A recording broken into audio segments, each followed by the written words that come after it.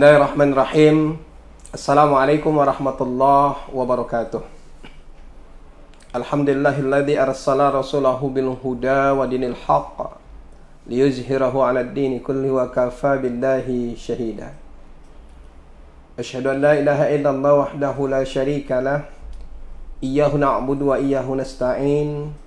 Wa asyhadu anna Muhammadan 'abduhu wa rasuluhu la nabiyya ba'dah. Rabbi shrah li sadri wa yassir li amri wahlul 'uqdatam min lisani yafqahu qawli. Rabbi zidna ilma warzuqna fahma wa amalan salihah.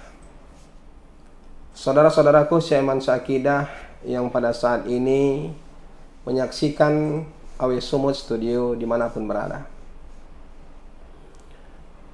Puji syukur kita kepada Allah Subhanahu wa Ta'ala. Alhamdulillah, sampai dengan detik hari ini Allah Subhanahu wa Ta'ala masih melimpahkan nikmatnya kepada kita, terkhusus nikmat iman dan Islam, sehingga kita masih berusaha untuk istiqomah dalam melakukan seluruh aktivitas ibadah dan berupaya menjauhi semua larangan Allah Subhanahu wa Ta'ala. Sembari daripada itu, kita juga berupaya untuk membina dan menata keluarga kita masing-masing, yang kita mulai dari diri kita sendiri. Ku anfusakum wa ahlikum nara. Kita berupaya untuk menjaga diri kita, lingkungan kita, beserta keluarga kita. Salawat dan salam kita hadiahkan ke junjungan alam baginda Rasulullah sallallahu alaihi wasallam. Allahumma salli ala sayyidina Muhammad wa ala ali sayyidina Muhammad. Doa kita kepada Allah Subhanahu wa Ta'ala, munajah kita senantiasa, mudah-mudahan kita seluruh umat baginda Rasulullah sallallahu alaihi wasallam, dari awal mulanya Islam sampai nanti hari kiamat, kiranya baginda Rasulullah sallallahu alaihi wasallam berkenan memberikan pertolongannya kepada kita dalam bentuk syafaat. Saudara-saudaraku seiman seakidah, pada kesempatan kali ini kita melanjutkan materi kita seminggu yang lalu tentang membina keluarga muslim. Saudara-saudaraku, sebagai orang yang sehat siapapun dia, pasti ada tertanam cita-cita, keinginan di dalam dirinya untuk membina sebuah rumah tangga. Jikalau ada seseorang yang sampai dengan detik hari ini tidak punya niat sama sekali dan tidak ada usaha sama sekali untuk merealisasikan sebuah rumah tangga, saya yakin itu secara psikis atau psikolog, ya, itu ada gangguan kejiwaan di dalam dirinya. Kenapa? Karena tentu banyak hal yang membuat dia mungkin ragu, membuat dia mungkin takut, sehingga bisa jadi dia merasa tidak yakin dengan dirinya. Padahal Allah Subhanahu wa Ta'ala, baginda Rasulullah sallallahu alaihi wasallam sudah menjamin masalah rezeki, masalah kehidupan itu dijamin oleh Allah Subhanahu wa Ta'ala. Wa ma min dabbatil ardi illa 'alallahi rizquha. Dan tidaklah apapun yang melata di permukaan bumi ini rezekinya sudah dijamin oleh Allah Subhanahu wa Ta'ala. Kalau gitu apa yang kita ragukan? Bahkan dalam sebuah hadis baginda Rasulullah sallallahu alaihi wasallam mengingatkan kepada kita, an-nikahu nisful ibadah, an-nikahu miftahur rezeki. Nikah itu adalah setengah dari ibadah. Bahwa siapapun yang menikah, maka dia akan melalui proses ibadah sesungguhnya. Maka terkadang kalau kita lihat dari runtut-runtut sekalian ibadah, orang yang sudah menikah berbicara itu akan jauh lebih dipercaya daripada orang yang berbicara ketika belum menikah. Kenapa? Ada sebuah rasa tanggung jawab di dalam dirinya ketika dia berbicara tentang sesuatu, ketimbang orang yang belum menikah. Yang kedua, an-nikahu miftahur rizki. Nikah itu membuka ruang, celah, keran untuk Allah Subhanahu wa Ta'ala mengalirkan rezekinya. Maka saudara-saudaraku dimanapun berada, tetaplah berkeyakinan bahwa Allah tidak akan pernah meninggalkan hambanya dalam situasi tersulit sekalipun, terkhusus masalah rezeki. Maka siapapun yang hari ini yang sudah cukup umur, ya, ayo banggakan Rasulullah SAW dengan memperbanyak umatnya, nikahlah, jauhi zina, la taqrabuz zina, innahu kana fahisyatan wa sa'a sabila. Jangan engkau dekati zina, karena zina itu merupakan seburuk-buruk kemaksiatan. Saudara-saudaraku dimanapun berada, kita masuk kepada materi kita pada minggu yang lewat, bahwa ada beberapa kriteria, ada beberapa langkah-langkah bagi kita yang sudah hari ini membina rumah tangga. Apakah dia sudah melakukan persiapan sebelum dia menikah, ataupun dia belum melakukan persiapan secara komplit sebelum dia menikah.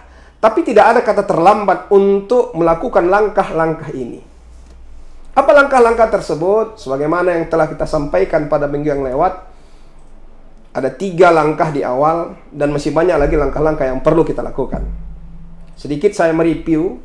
Pertama, memperkuat hubungan kepada Allah Subhanahu wa Ta'ala.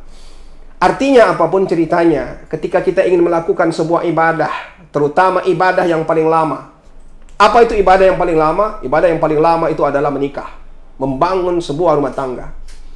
Kalau kita melakukan haji hanya beberapa hari, kalau kita melakukan puasa hanya beberapa jam dalam satu hari, kalau kita membayar zakat hanya sekali dalam setahun, kalau kita membaca Al-Quran mungkin hanya beberapa menit. Tapi begitu kita menikah, apa yang dilakukan oleh suami kepada istri, apa yang dilakukan oleh seorang istri kepada suami, itu semuanya bernilai ibadah. Maka kalau ada orang mengatakan, jangankan untuk mencari pahala, mencari dosa saja sulit. Ini perkataan yang sangat bodoh. Begitu melakukan atau membina sebuah rumah tangga, maka seluruh langkah yang dilakukannya mulai dari awal sampai akhir, sampai mereka dipisahkan dengan maut, maka seluruhnya bernilaikan ibadah kepada Allah Subhanahu wa Ta'ala.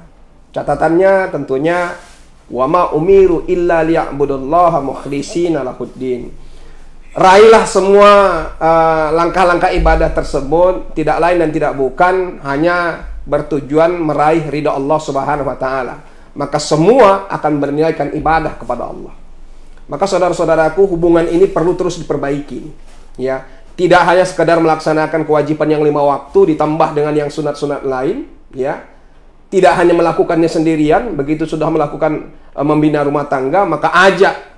Ya, istri mengajak suami, suami mengingatkan kepada istri untuk sama-sama mendekatkan diri kepada Allah Subhanahu wa Ta'ala.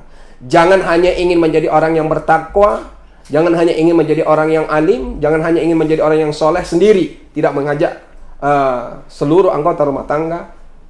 Maka orang-orang tersebut termasuk kategori orang-orang yang zolim. Yang kedua, saudara-saudaraku dimanapun berada, seiman seakidah, saling menjaga ibadah. Ini paling penting lagi. Ya, menjaga hubungan tadi betul. Ibadah tidak hanya kepada Allah Subhanahu wa Ta'ala, tapi ada juga ibadah yang kita lakukan kepada makhluk Allah. Bisa itu kepada manusia, kepada hewan, kepada tumbuh-tumbuhan, atau kepada lingkungan dimanapun kita berada. Maka begitu rumah tangga itu sudah terbina, dimulai dari ijab kabul, maka jadilah pasangan suami istri. Maka langkah yang baik itu mereka tidak bersama dengan mertua, ya, tidak bersama dengan orang tuanya lagi. Tapi cobalah bersakit-sakit kalau memang diawali dari orang yang tidak memiliki harta yang cukup banyak, ya.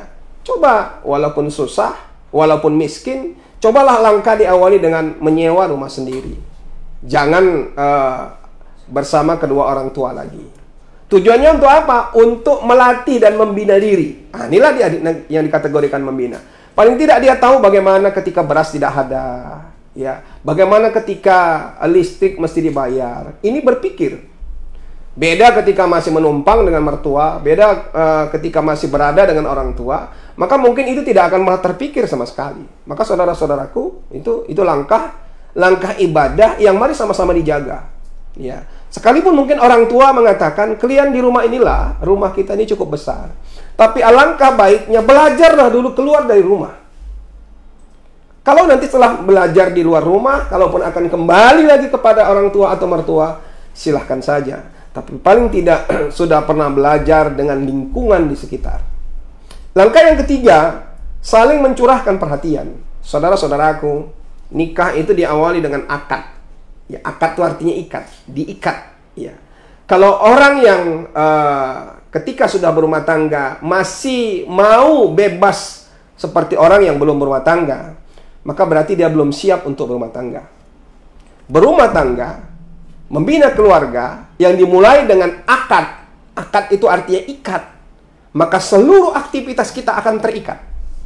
Paling tidak, ketika kita berada dimanapun, kasih kabar istri.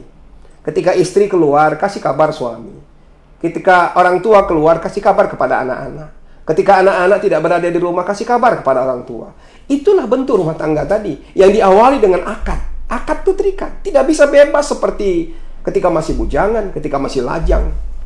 Ketika masih lajang saja pun, kalau ada orang tua yang sangat peduli dengan anaknya, kapan saja dimanapun mereka akan bertanya, sedang dia di mana, dengan siapa, lagi ngapain. Konon lagi lah kalau sudah berumah tangga. Maka intensitas, ya, perhatian itu mesti lebih dari hari-hari sebelumnya. Bayangkan ketika belum menikah, mungkin komunikasi akan terus terjalin. Jangan ketika sudah menikah, komunikasi itu putus. Justru semakin dicurahkan perhatian. Istri memperhatikan suami. Suami tidak kalah perhatiannya kepada istri. Saya yakin perhatian-perhatian kecil itu akan membuat rasa cinta di dalam diri itu akan semakin tumbuh dan berkembang. Nah, kita masuk lanjutannya. Yang keempat, saudara-saudaraku dimanapun berada, waktu yang 24 jam ini atau 7 hari dalam seminggu, coba kualitas pertemuan antara suami istri, kualitas pertemuan antara ayah, ibu, dan anak itu ditingkatkan. Kalau ada bahasa mungkin bagi orang-orang perkantoran yang namanya weekend itu coba memang kualitasnya itu lebih kepada keluarga daripada kepada yang lain. Walau kita tidak bisa menafikan bahwa terkadang urusan rumah tangga sedikit banyaknya akan mempengaruhi urusan di pekerjaan. Urusan di pekerjaan sedikit banyaknya akan mempengaruhi urusan dalam rumah tangga. Tapi yang langkah lebih baik itu kita coba untuk mendudukkan semuanya secara proporsional. Rumah tangga, pekerjaan dan pekerjaan, ya kita bedakan itu. Maka saudara-saudaraku dimanapun berada, seiman seakidah, intensitas pertemuan itu sangatlah penting. Maka cobalah, ya, kalau memang secara ekonomi sudah cukup, tak perlulah dua-dua mencari nafkah, agar anak lebih terperhatikan oleh kedua orang tua. Dan kalau memang sudah cukup, kira-kira sebagai seorang suami, tidak usah terlalu diburu kali, ya. Yang penting ketika dibutuhkan apapun ada. Atau memang ketika memang begitu sibuknya mulai dari hari Senin sampai hari Jumat, Sabtu, Minggu, atau sekurang-kurangnya hari Ahad itu, ya, hari libur, intensitas pertemuan dengan keluarga itu dibangun. Terutama yang paling penting itu antara suami dan istri, orang tua dan anak. Alangkah menyedihkannya, ada sebuah cerita Pameo mengatakan bahwa ketika seorang anak lahir, ayahnya tak berada di rumah. Begitu anaknya beranjak balita, ayah berangkat kerja sebelum anak bangun. Pulang kerja, anak sudah tertidur, dan itu berlanjut sampai anak remaja. Pada akhirnya, anak tidak mengenali benar siapa orang tuanya. Bahkan ketika hari libur pun, orang tua masih juga mengambil kesempatan untuk bekerja di luar. Maka saudara-saudaraku, komunikasi ini akan bisa terjalin kalau memang intensitas pertemuan itu kurang. Ya. Jadi yang namanya LDR itu bukan cuma ketika sebelum menikah saja. Bahkan ada orang yang sudah menikah tapi tetap terus LDR. Ya. Jadi saudara-saudaraku dimanapun berada, cobalah manfaatkan waktu yang diberikan oleh Allah Subhanahu wa Ta'ala, yang kalau kita kaji tidaklah banyak, kalau kita selami cukup singkat, tapi kalau kita benar-benar memaknainya, saya hakul yakin ini benar-benar bisa kita manfaatkan dengan sebaik-baiknya. Yang kelima, saudara-saudaraku dimanapun berada, bagaimana cara membina rumah tangga yang baik? Adanya rasa syukur kepada Allah. Nah, ini kadang-kadang, makanya Allah mengingatkan kepada kita, wa qalilum min ibadiyasy syakur. Sedikit sekali dari golongan hambaku itu yang bersyukur. Kita dalam hidup ini selalu membandingkan antara rezeki kita dengan rezeki orang lain. Kita dalam hidup ini selalu terkadang suka mengamat-amati apa yang didapat oleh orang lain dengan apa yang kita dapati. Maka kalau itu terus terjadi, maka rasa syukur di dalam diri kita itu sulit untuk kita selami. Maka saya mengajak kepada kita semua yang sudah hari ini berumah tangga, coba nikmati yang diberikan oleh Allah Subhanahu wa taala pada hari ini kepada kita. Ya. Yang sudah punya suami, yang sudah punya istri, yang hari ini suami dan istrinya bekerja, ayo nikmati. Kalau bahasa saya kemarin, ya, miskin kita boleh, tapi susah jangan. Maknanya apa? Bahwa orang-orang yang sebenarnya dalam situasi dan kondisi apapun akan merugi kalau mereka tidak bisa menikmati posisinya tersebut. Orang miskin, kalau dia bisa menikmati kemiskinannya, maka dia tidak susah. Orang kaya, kalau dia tidak bisa menikmati kekayaannya, bahkan dia akan jauh lebih susah daripada orang-orang yang mungkin secara ekonomi lebih miskin dari dia. Maka saudara-saudaraku seiman seakidah, rasa syukur itu ayo bina.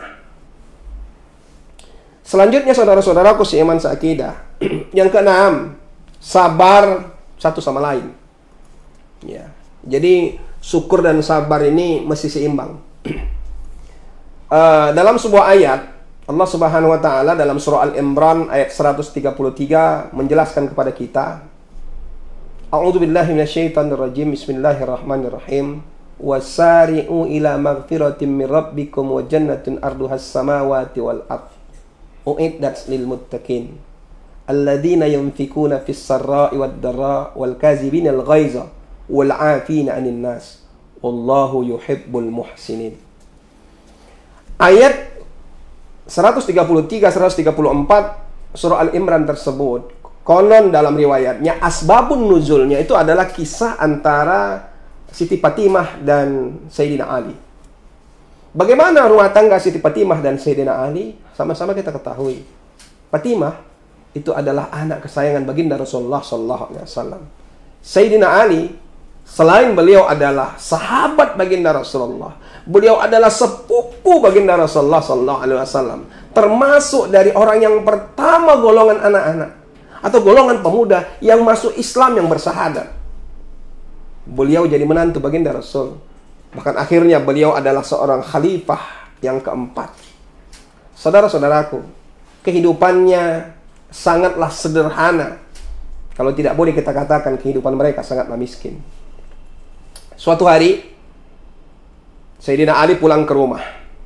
Ketika Sayyidina Ali pulang ke rumah, dia bertanya kepada Fatimah, "Wahai Dinda, apa yang bisa kita makan hari ini? Adakah makanan di rumah ini?"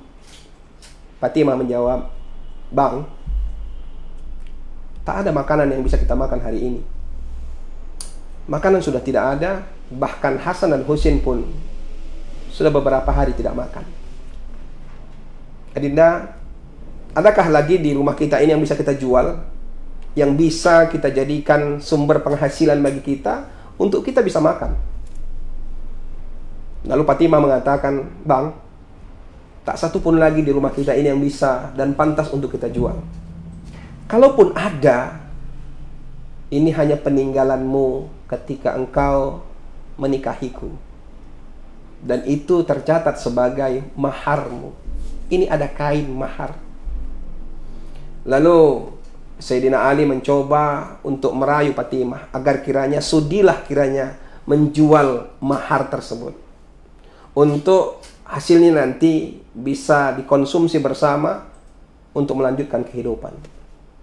Akhirnya, singkat kata, Fatimah mengizinkan Sayyidina Ali untuk kain tersebut, mahar dari Sayyidina Ali ketika menikahi Siti Fatimah, untuk dijual. Berangkatlah Sayyidina Ali ke pasar. Begitu sampai di pasar, bolak-balik Sayyidina Ali menawarkan di sana, menjual ke sana. Tidak satu pun ada orang yang mau membelinya. Kalau tidak khilaf saya, harganya sekitar 10 atau 20 dinar waktu itu dijual oleh Sayyidina Ali. Tak satu pun ada orang yang mau menawarnya. Lalu tiba-tiba datang seorang pemuda. "Wahai saudagar, Apa yang kau jual? Ini ada sesuatu barang yang aku jual. Kau berapa menjualnya? Lalu kata Sayyidina Ali, daripada tidak laku, aku jual 10 dinar. Oke, tanpa menawar lagi, pemuda tersebut langsung saja membayar kepada Sayyidina Ali dengan 10 dinar. Senanglah rasa Sayyidina Ali, alhamdulillah, hari ini kami bakal makan. Bakal bisa dibawa ke rumah, uang tadi bisa dibelikan roti, dibelikan gandum, dan lain-lain sebagainya. Insya Allah cukup buat kami beberapa hari. Begitu di jalan, Sayyidina Ali bertemu dengan seorang nenek renta yang sudah sangat tua. Tiba-tiba beliau menangis. Ya. Wahai nenek, apa yang membuatmu menangis? Kata Sayyidina Ali. Begini, pemuda, aku menangis karena sudah hampir seminggu aku tidak makan. Mendengar kata-kata ini, Sayyidina Ali karamallahu wajhah lalu memberikan uang. Ya, sebahagian riwayat mengatakan uangnya tadi itu sudah diberikan, ya, diberikan kepada nenek tadi 3 dinar. Sayyidina Ali masih bersyukur juga, masih ada 7 dinar lagi yang akan kami konsumsi buat beberapa hari. Melangkah tegaplah Sayyidina Ali pulang ke rumah. Ya. Tak lama setelah beliau melangkah pulang, jarak beberapa kilometer, beliau bertemu dengan 2 orang anak. Yang pada saat itu 2 orang anak tersebut menangis. Lalu Sayyidina Ali mendekati mereka. Wahai anak-anak, kenapa kalian menangis? Lalu kata anak-anak tersebut, wahai Tuan, kami menangis karena kami sudah lebih dari 4 hari tidak makan. Tidak ada yang dapat kami konsumsi. Karena kami sangat miskin, sangat susah. Sayyidina Ali terperanjat dalam hatinya. Mereka sudah 4 hari. Padahal kami baru beberapa hari tidak makan. Berarti mereka jauh lebih sulit daripada kami. Lalu oleh Sayyidina Ali dikeluarkanlah uang 4 dinar, diberikan kepada kedua orang anak tadi. Dalam hati Sayyidina Ali masih ada uang 3 dinar yang akan diberikan dan dibawa pulang. Masih dengan percaya diri Sayyidina Ali pulang ke rumah, melangkahkan kakinya. Tak lama kembali lagi dia bertemu dengan orang yang sangat tua. Lalu orang tua tersebut sambil merintih memegangi perut. Sayyidina Ali mendatangi orang tua tersebut. Assalamualaikum. Waalaikumsalam. Apa yang membuatmu kesakitan, Pak? Wahai Tuan, aku sudah lebih kurang sekitar 2-3 hari sudah tidak lagi menemukan makanan. Aku hanya meminum air. Perutku sudah tidak dapat lagi kulangkahkan karena tubuhku yang sudah sangat renta ini. Sayyidina Ali berpikir sejenak, ini masih ada 3 dinar. Bagaimana kalau aku berikan? Tapi nanti bagaimana kalau aku berikan, apa yang akan aku jawab ketika Fatimah bertanya kepadaku? Tapi dengan percaya dirinya Sayyidina Ali, beliau memberikan uang yang 3 dinar tadi kepada orang tua tersebut. Sekalipun dia memberikannya, tapi rasa di dalam diri Sayyidina Ali tersebut tidak merasa kekurangan. Harta sudah aku berikan, tapi aku yakin masih memiliki Allah dan Rasulnya. Ya, luar biasa. Setelah memberikan uang terakhir yang dipegangnya, Sayyidina Ali melangkah pulang ke rumah menemui istri dan anak-anaknya. Sampai di rumah, lalu dia ketuk pintu. Assalamualaikum. Waalaikumsalam. Fatimah menyambutnya dengan senyum merekah. Dalam pikirannya berharap, abangku sudah bawa uang yang akan kami gunakan untuk bisa membeli makanan untuk keluarga kami.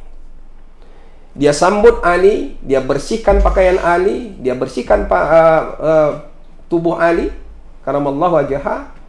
Ya, setelah tenang semuanya, baru Fatimah bertanya, Bang, berapa tadi laku pakaian yang abang jual tadi? Lalu Sayyidina Ali menceritakan kisahnya dari awal. Alhamdulillah laku 10 dinar. Alhamdulillah, kata Fatimah. Lalu uangnya mana, Bang? Dinda, tadi di jalan bertemu dengan seorang nenek-nenek yang kelaparan lebih seminggu tak makan. Lalu bertemu dengan 2 orang anak yang mereka juga tak makan. Lalu pada akhirnya bertemu juga dengan orang tua yang sudah beberapa hari tak makan, hanya mengkonsumsi air. Jadi uang 10 dinar tadi sudah abang berikan kepada mereka. Saudara-saudaraku, sebagai orang awam yang seperti kita, mungkin kalau sempat ini terjadi di rumah tangga kita, yang sudah sangat miskin dan kekurangannya lah rumah tangga kita, lalu ada tiba-tiba rezeki, aku yakin rumah ini pasti akan ribut gitu. Pasti, ya. Kalau iman kita tanggung-tanggung, paling tidak akan katakan, abang ini bodoh, udah kita miskin, udah kita kekurangan, kenapa tidak dimanfaatkan rezeki yang diberikan oleh Allah? Tapi apa sambutan dari Fatimah? Fatimah sama sekali tidak marah. Malah Fatimah tersenyum kepada Sayyidina Ali. Bang, mungkin itu rezeki mereka. Jangan khawatir, kita masih memiliki Allah dan Rasulnya. Maka saudara-saudaraku seiman seakidah, inilah komunikasi dalam sebuah rumah tangga. Sabar dan syukur itu mesti seimbang, ya. Maka asbab dari inilah, maka turunlah surah Al-Imran ayat 133 134. Artinya, ketika engkau hendak berbuat kebaikan, bukan hanya ketika engkau memiliki kelebihan, tapi jauh lebih utama ketika engkau berbuat atau melakukan sebuah kebaikan. Pada saat itu engkau sangat butuh dengan apa yang ingin engkau lakukan. Alladzina yunfikuna fis sarra'i wad dharra. Engkau mau melakukan sesuatu kebaikan ketika engkau dalam keadaan lebih, itu biasa. Tapi posisinya di sini, engkau dalam keadaan kekurangan. Dan rumah tangga yang baik, ketika memang dalam kekurangan mereka tetap bersabar, ketika mereka dalam keadaan berlebih, mereka tetap bersyukur kepada Allah Subhanahu wa Ta'ala. Saudara-saudaraku, mungkin ini dulu yang dapat saya sampaikan pada kesempatan kali ini. Insya Allah, usia panjang, kita dapat bertemu di minggu yang akan datang. Pada Allah saya mohon ampun, kepada saudara-saudaraku saya mohon maaf. Nasru minallah fathul qarib, wa basyiril mu'minin, ihdinas siratal mustaqim. Assalamualaikum warahmatullahi wabarakatuh.